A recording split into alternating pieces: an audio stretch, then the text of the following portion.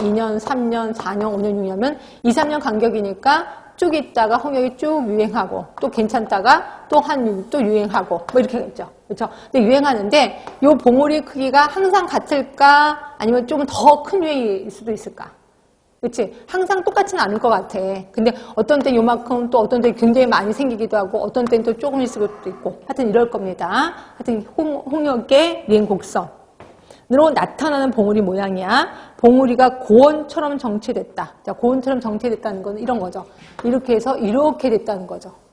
지금 코로나가 그렇지 않아? 약간 높게 되고 계속해서 1000명 이렇게 유지되고 있잖아요. 하여튼 이거는 아닌 것 같고 여기는 2, 3년 주기니까 봉우리가 여러 개. 예, 봉우리가 여러 개인 건 맞긴 맞아요. 불규칙하며 일정한 봉우리 간격. 이게 뭔 소리야?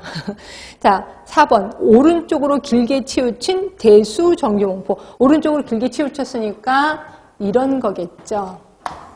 이런 거겠죠. 오른쪽으로. 그렇죠? 그러니까 일단 이거는 아니지.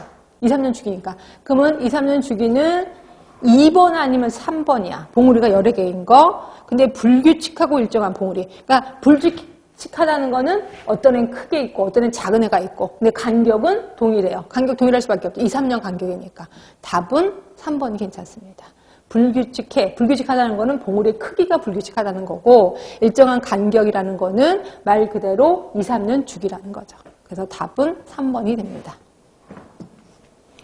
자, 104번입니다. 자, 환자 대조군 연구에서 짝짓기를 하는 주된 목적. 짝짓기가 뭔지는 혹시 아시나요?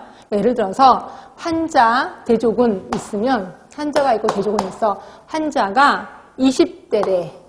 20살이고 여성이래. 그러면 대조군도 20살의 여성을 짝을 짓는 거예요.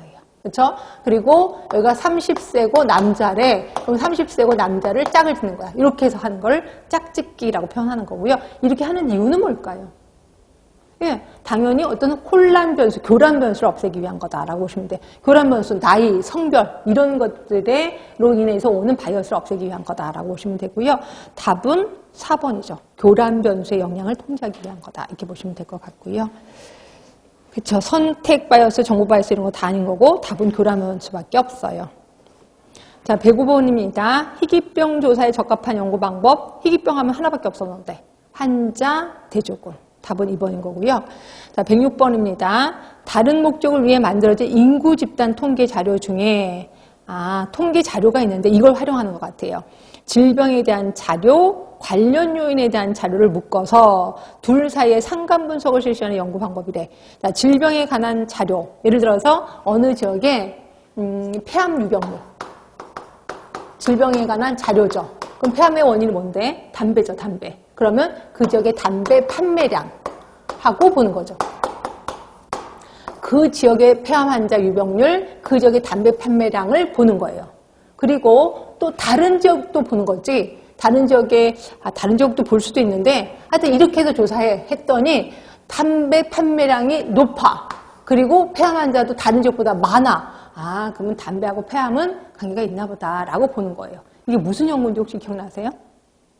생태학적 연구지. 생태학적 연구. 그래서 생태학적 연구는 또 이렇게만 하고 이거를 한 5년 뒤에 또 조사한다 그랬죠. 5년 뒤에 폐암 환자 발생 유병률하고 담배 판매량을 또 조사해. 그랬더니 폐암 환자가 줄어들었는데 담배 판매량도 줄어들었어. 확실히 관계가 있었네 라고 보는 거. 이걸 우리 생태학적 연구라고 했고 생태학적 연구는 결국 집단에서 일어난 거죠. 집단에서 일어난 거기 때문에 이거를 개인에게 접목시키면 바이어스가 발생이 된다라고 표현했고 그 바이어스 이름이 뭐였는지 기억하세요?